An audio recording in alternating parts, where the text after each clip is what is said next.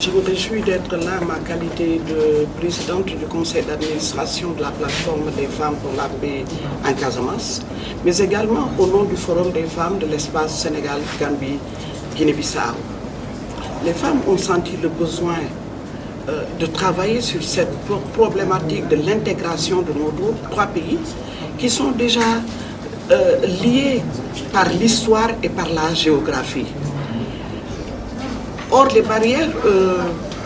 barrières frontalières ont fait qu'aujourd'hui, des difficultés, les femmes qui sont dans le commerce ont souvent des problèmes au niveau des frontières, rencontrent beaucoup de tracasseries.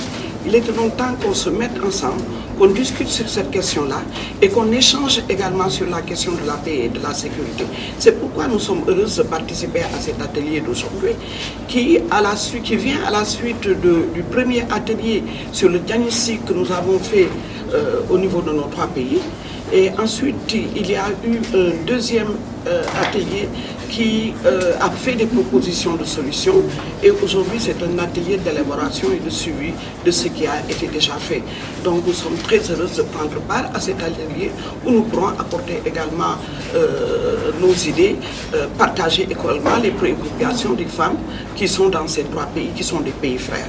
Probablement, les recommandations qui vont sortir d'ici seront portées par le directeur de Endakassid, mais nous sommes aussi dans les bonnes dispositions d'accompagner toutes les recommandations et tout ce qui sera prévu pour que vraiment l'intégration sous-régionale soit une effectivité. Je le crois, parce que les femmes de cette sous-région-là ont en commun certaines réalités. Le travail des femmes est reconnu dans ces trois pays-là. Les femmes apportent un plus-value dans la famille et également dans la société. Donc tout ce qui sera fait ici sera des recommandations fortes pour que les femmes vraiment aient cette possibilité de se mouvoir comme elles veulent, d'aller et de venir et d'apporter et de faire librement le travail qu'elles désirent de faire, que ce soit le maraîchage de l'autre côté des frontières ou alors le commerce d'un pays à un autre. Oui, je pense que Endakassid nous offre une très belle occasion. D'abord par rapport à cet espace où elle a réuni tous les acteurs, que ce soit les forces de défense et de sécurité, mais également tous les acteurs, les commerçants, les transporteurs et même les médias, parce que je parle en qualité de journaliste qui représente l'ensemble des médias, parce que Endakassid a compris que la communication joue un rôle essentiel.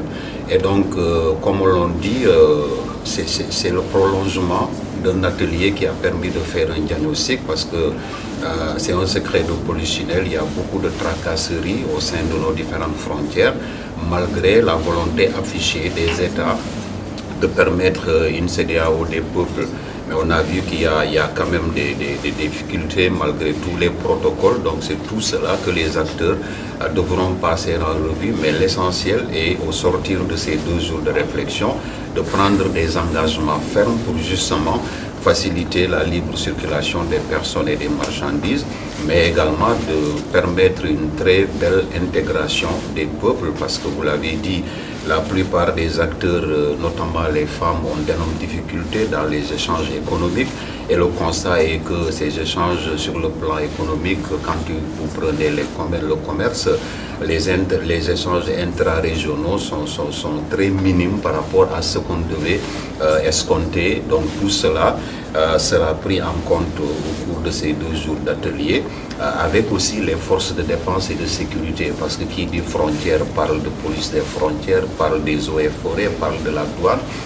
Et c'est heureux d'être avec ces FDS des 3 pays, la Gambie, la Guinée-Bissau et le Sénégal, pour permettre d'avoir un point de vue commun, même si des divergences ne manqueront pas, mais au moins par rapport à cet objectif de garantir la libre circulation des personnes et des biens, que l'on ressorte ici avec des engagements fermes, mais également avec des plaidoyers que nous escomptons, parce qu'on a la chance que le directeur exécutif d'Endakassid fait partie de la task force de la CEDEAO.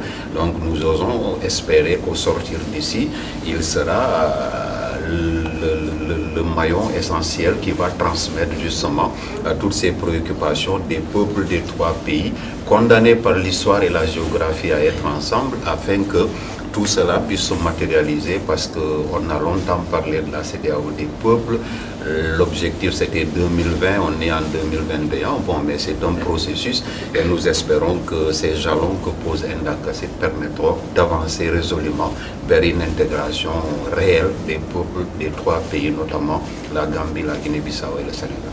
Je suis Dr Cheikh Tidiane Dièye, directeur exécutif du Centre africain pour le commerce, l'intégration et le développement, Casside, membre du réseau Enda Tiers Monde. Et nous sommes réunis ici à Ziguinchor, au sud du Sénégal, pour clôturer une série d'activités liées à l'intégration régionale et surtout à la libre circulation des marchandises et des personnes.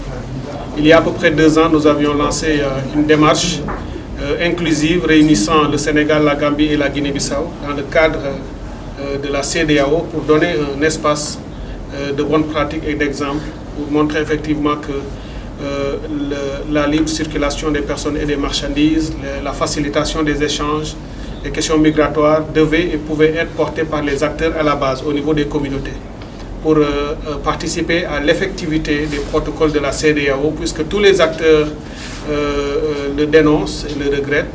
Des décisions importantes ont été prises de longue date. Malheureusement, sur le terrain, elles ne sont pas toujours appliquées convenablement.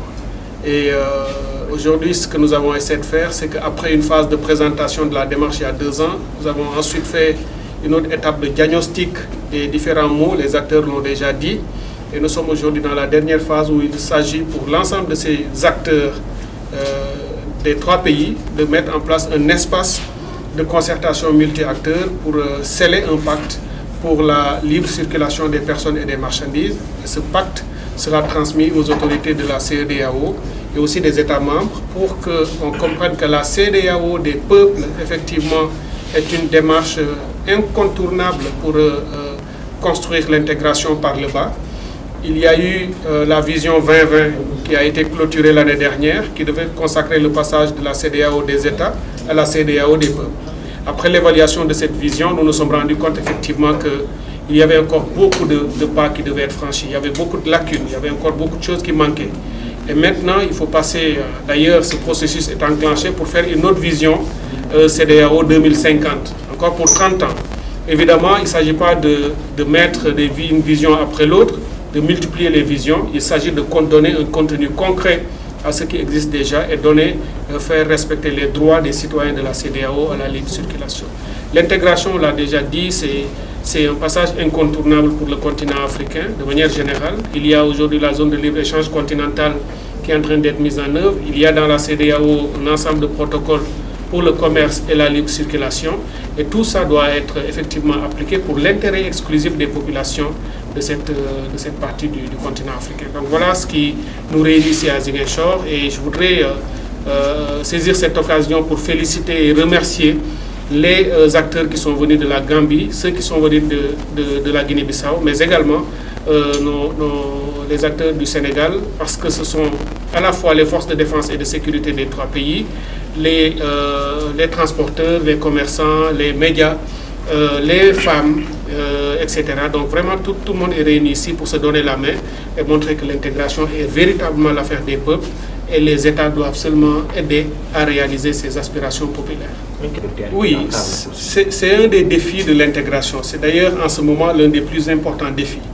L'intégration a progressé pendant un moment, il continue de progresser, mais à chaque moment de la démarche, il y a un ensemble de défis qui arrivent. Aujourd'hui, la question sécuritaire est un problème. La CEDEAO en est consciente, les États membres également. Des efforts sont en train d'être consentis dans ce sens, mais effectivement, il faut que les États s'en saisissent véritablement et qu'on ait une démarche inclusive au niveau aussi d'une participation forte de toutes les populations. On ne peut pas régler la question sécuritaire seulement par le haut au niveau des institutions. Elle se règle aussi par le bas au niveau des populations dans tous ces pays-là. Par des concertations, évidemment, il y a une dimension nationale pour chaque cas, mais la CEDEAO, on l'a déjà dit, doit vraiment faire de cette problématique une de ses priorités pour aider l'ensemble des pays qui sont concernés par les questions de sécurité à pouvoir résoudre cette difficulté-là. Et évidemment, on l'a dit, dans le Sahel, c'est un ensemble qui a beaucoup de problèmes. Dans les pays aussi, les instabilités politiques liées au processus démocratique causent aussi quelquefois des difficultés. Mais les populations, vous le savez, sont préparées, sont organisées et travaillent, on l'a vu avec la plateforme des femmes pour la paix en Casamance, qui est un exemple parfait de ce qu'il faut faire par le bas et qui doit être pris en exemple partout dans les autres parties de la CEDEAO pour qu'on donne de l'espace aux acteurs, on accepte et on reconnaisse les initiatives par le bas qui sont des initiatives porteuses d'espoir pour pouvoir résoudre ces problèmes. Effectivement, voilà, c'est un problème, mais à chaque problème, il y a des solutions. Peut-être que ça prendra du temps, mais il faut lever cette question problème de sécurité pour pouvoir avancer. Puisque d'ailleurs, on dit souvent, les forces de sécurité, que dans un contexte d'insécurité, on est obligé de contrôler plus, alors que s'il y avait la paix, les contrôles seraient amoindris. Donc évidemment, il faut donner toute l'importance qu'il faut à l'insécurité pour pouvoir résoudre cela.